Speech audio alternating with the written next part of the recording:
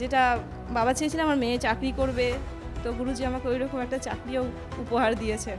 আমার নাম দীক্ষা নেওয়ার কিছু দিনের মধ্যে আমি চাকরি পেয়েছি, সরকারি চাকরি করি আমি স্বাস্থ্য বিভাগে চাকরি করি। হ্যাঁ, তো কি বলবো, এটা আমার কাছে আমার গুরুজির দান, উপহার। আমি গুরুজির উপহার ভাবে, যেটা আমি কোনোদিন ভাবিনি। আর এমনই মানে অশেষ দয়া হয়েছে গুরুজির, বলতে পারবো না। যে আমি ওই দোকানে বসতাম, আমার একটা সময় এলাকার লোক ভাবতে তো পড়াশোনা জানে না, এই যেমন তেমন করে থাকে, দোকানে বসি তো।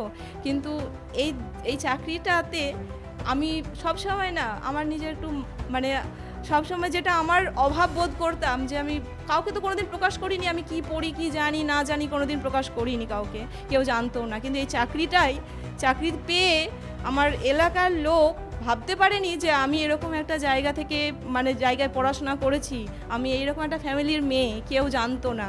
সেই চাকরি সবাইকে জানিয়ে দিয়েছে। সম্পূর্ণ ভিডিওটি দেখার জন্য ডেসক্রিপশন বক্সে দেওয়া লিংকে ক্লিক করুন।